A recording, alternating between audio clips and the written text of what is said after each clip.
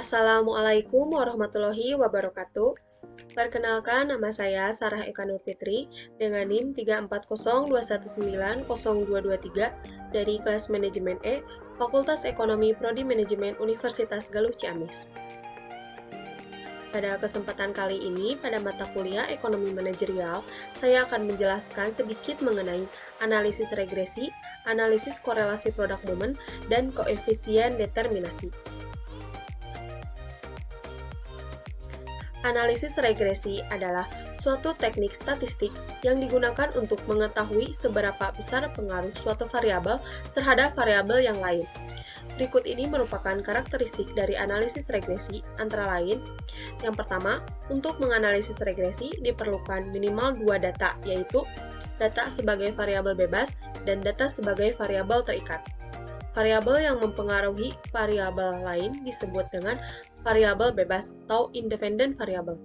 Sedangkan variabel yang dipengaruhi oleh variabel yang lain disebut variabel terikat atau dependent variable. Yang kedua, data yang digunakan dalam analisis regresi merupakan data sekunder, seperti data jumlah penjualan dari tahun ke tahun dan data harga jual produk dari tahun ke tahun. Yang ketiga, data yang digunakan dalam analisis regresi juga merupakan data runtut waktu atau time series dan data seksi silang atau cross section. Data runtut waktu merupakan data yang dimiliki oleh suatu perusahaan tertentu yang tercatat pada suatu periode tertentu. Sedangkan data seksi silang merupakan data yang berasal dari beberapa perusahaan yang tercatat pada suatu periode tertentu. Analisis regresi dapat dihitung secara manual dan secara komputerisasi dengan menggunakan software Minitab. Secara matematis, analisis regresi atau persamaan regresi dapat dinyatakan sebagai berikut: Y sama dengan A dikurangi BX, di mana Y sebagai variabel terikat, X sebagai variabel bebas, A sebagai konstan, B sebagai koefisien arah garis kurva. Rumus untuk menghitung nilai A dan B adalah sebagai berikut.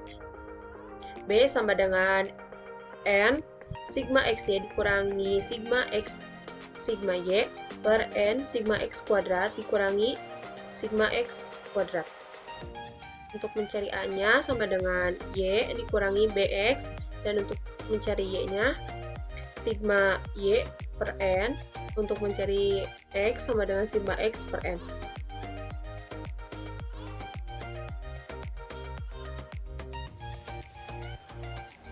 Analisis korelasi produk momen secara sederhana dapat diartikan sebagai suatu prosedur atau teknik dalam ilmu statistika untuk menunjukkan hubungan antara dua variabel dengan menentukan hasil kali momen. Untuk rumusnya yaitu Rxy sama dengan N sigma Xy dikurangi sigma X sigma Y per akar N sigma X kuadrat dikurangi sigma X kuadrat dikalikan dengan N sigma X Y kuadrat dikurangi sigma X Y kuadrat.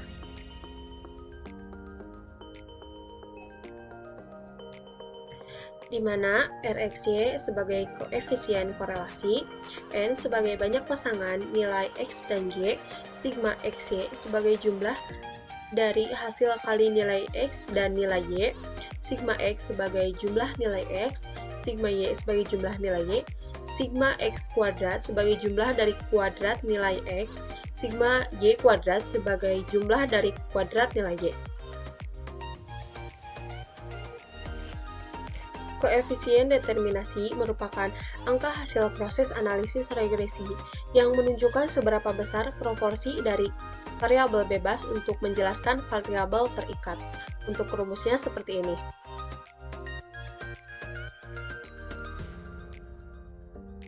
Di mana R kuadrat sebagai koefisien determinasi, N sebagai banyak pasangan dari nilai X dan Y, sigma X, Y sebagai jumlah dari hasil kali nilai X dan nilai Y, sigma X sebagai jumlah nilai X, sigma Y sebagai jumlah nilai Y, sigma X kuadrat sebagai jumlah dari kuadrat nilai X, dan sigma Y kuadrat sebagai jumlah dari kuadrat nilai Y.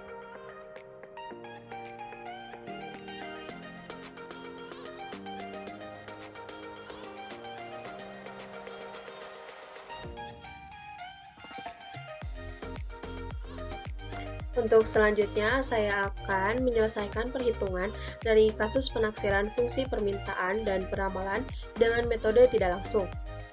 Nah, di sini diketahui data penjualan produk Marina pada perusahaan XYZ dari tahun 2012 sampai dengan tahun 2019 untuk harga dan jumlahnya seperti ini, tertera pada gambar ini.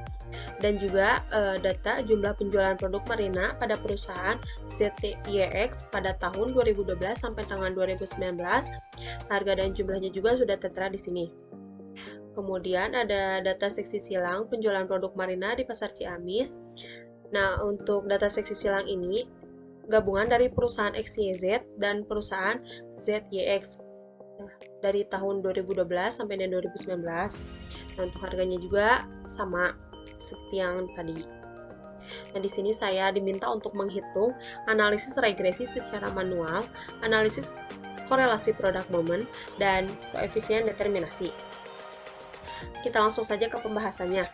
Nah, untuk yang pertama, ada perusahaan XYZ pada penjualan produk Marina. Untuk analisis regresi secara manualnya seperti ini. Nah, dari harga mulai dari 10.000 sampai dengan 3.000. Kemudian untuk jumlahnya seperti ini. Dan untuk mendapatkan X-nya itu kita kalikan X dengan Y. Nah, yang 10.000 dikalikan dengan 160, begitupun sama dengan seterusnya. Kemudian X kuadrat itu diperoleh dari 10.000 dikali dengan 10.000 dan hasilnya seperti ini. Kemudian yang Y kuadrat juga sama, diperoleh dari Y, nah yang ini. Jadi 160 dikali dengan 160.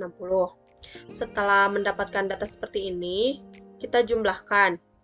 Jumlah untuk yang X yaitu sigma X sebesar 52.000 dan sigma Y sebesar 5.155, kemudian sigma XY 28 juta sekian, untuk sigma X kuadrat 38 juta, untuk sigma Y kuadrat 3 juta sekian. Kemudian kita hitung B-nya. Nah, untuk rumusnya seperti ini. Kita tinggal masukkan aja angka yang di sini kepada rumus yang ini. Dan diperoleh B sama dengan min 0,116. Setelah mendapatkan B-nya, kita hitung A. Namun sebelum kita menghitung A, kita cari Y dan X-nya dulu. Nah, untuk yang Y diperoleh 644,375 dan untuk yang X diperoleh 6.500. Nah, setelah diperoleh X dan Y, kita hitung untuk A. Nah, rumusnya yang ini.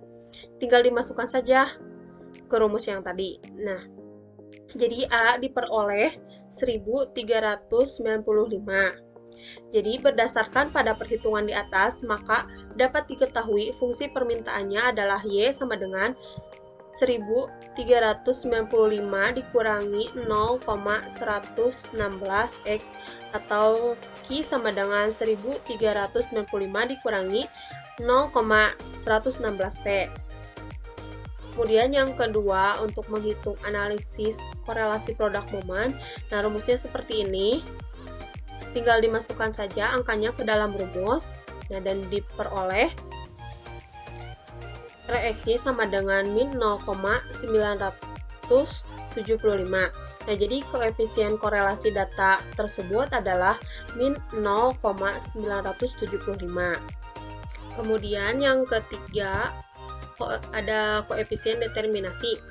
Nah, untuk koefisien determinasi itu rumusnya sama dengan yang tadi, yang korelasi produk moment. Namun, di koefisien determinasi itu dikuadratkan R-nya. Jadi, rumusnya seperti ini. Kita masukkan saja angkanya ke dalam rumus ini. Nah, jadi, diperoleh R kuadrat sama dengan 0,952.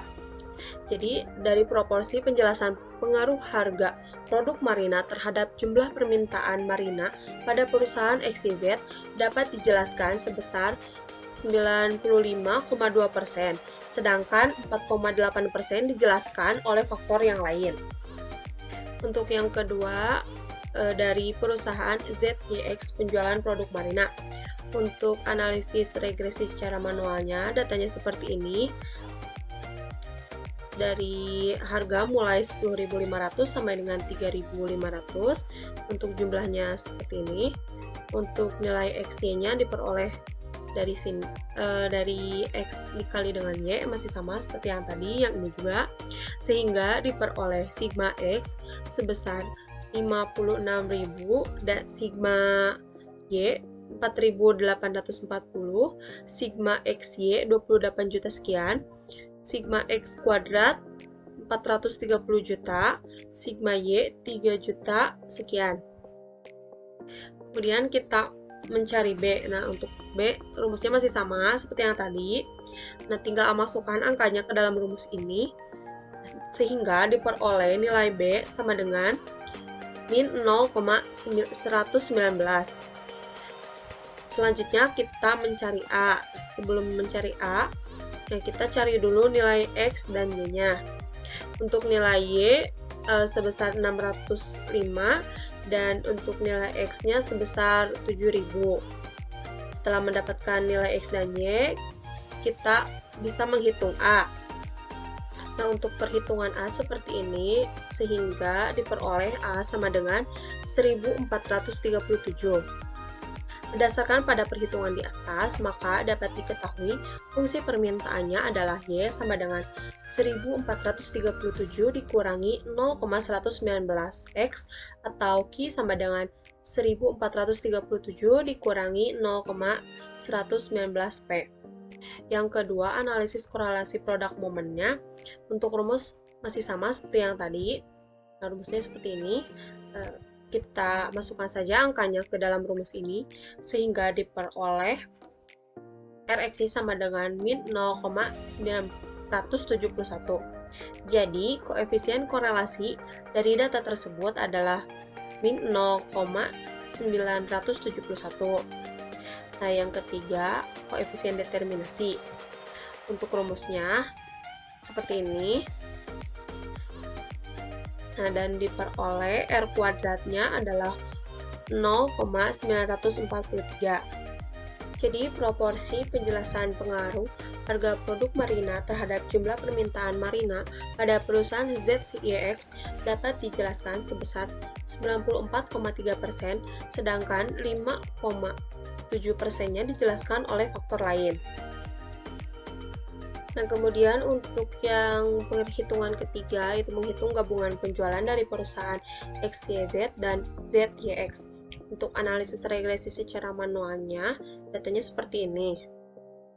Nah, untuk sigma X diperoleh 108.000, untuk sigma Y diperoleh 9.995, kemudian untuk sigma XY-nya diperoleh 57 juta sekian, untuk sigma X kuadrat diperoleh 814 juta, untuk sigma Y kuadratnya diperoleh 7 juta sekian. Selanjutnya kita menghitung B. Kita masukkan angka yang ini ke dalam rumus ini, dan diperoleh B sama dengan min 0,117. Selanjutnya kita menghitung A. Nah, sebelum menghitung A, kita mencari nilai X dan Y-nya. Setelah menghitung, dapat diperoleh untuk nilai X-nya sebesar 6.750 dan nilai Y-nya sebesar 624,6.875. Setelah itu, baru kita bisa menghitung A. Nah, perhitungannya seperti ini, dan A sama dengan 1.413. Berdasarkan pada perhitungan di atas, maka dapat diketahui fungsi permintaannya adalah Y sama dengan 1.413 dikurangi 0,117X atau Q sama dengan 1.413 dikurangi 0,117P. Kemudian untuk analisis korelasi produk momennya, rumusnya masih sama seperti yang tadi. Nah, kita masukkan angka ke dalam rumus ini, sehingga diperoleh RX-nya sama dengan min 0,972. Jadi, koefisien korelasi dari data tersebut adalah min 0,972. Nah, untuk yang terakhir ada koefisien determinasi, rumusnya juga masih sama. Nah, seperti ini perhitungannya. Jadi, diperoleh R kuadrat sama dengan 0,946. Jadi, dari proporsi penjelasan pengaruh harga Marina terhadap jumlah permintaan Marina di Pasar Ciamis dapat dijelaskan sebesar 94,6%, sedangkan 5,4%-nya lagi dijelaskan oleh faktor yang lain. Nah, untuk selanjutnya, jika pada tahun 2020 harga berubah sebesar 11.000, untuk harganya ini saya tentukan sendiri, maka berapa jumlah permintaannya? Untuk yang pertama, menghitung jumlah permintaan pada perusahaan XYZ. Nah, untuk Y ini diperoleh dari tadi perhitungan analisis regresi secara manual. Nah, untuk Y sama dengan 1395 dikurangi 0,116X atau Q sama dengan 1395 dikurangi 0,116P. Nah, untuk P ini dari 11.000 yang ini. Nah, jadi Q sama dengan 1395 dikurangi 0,116 dikali 11.000. Jadi, Q diperoleh 119. Kemudian, untuk yang kedua, menghitung jumlah permintaan pada perusahaan ZYX. Jadi, Y sama dengan 1437 dikurangi 0,119X atau Q sama dengan 1437 dikurangi 0,119P. Untuk P-nya juga sama dari yang 11.000 tadi. Jadi, Q sama dengan 1437 dikurangi 1309, jadi diperoleh Q sama dengan 128. Untuk yang terakhir, menghitung jumlah permintaan gabungan dari perusahaan XYZ dan ZYX. Jadi, untuk Q sama dengan 1413 dikurangi 0,117P. Jadi, Q diperoleh 126. Sekian yang dapat saya sampaikan. Mohon maaf apabila masih banyak kekurangan dan terlalu cepat untuk menjelaskannya. Terima kasih. Wassalamualaikum warahmatullahi wabarakatuh.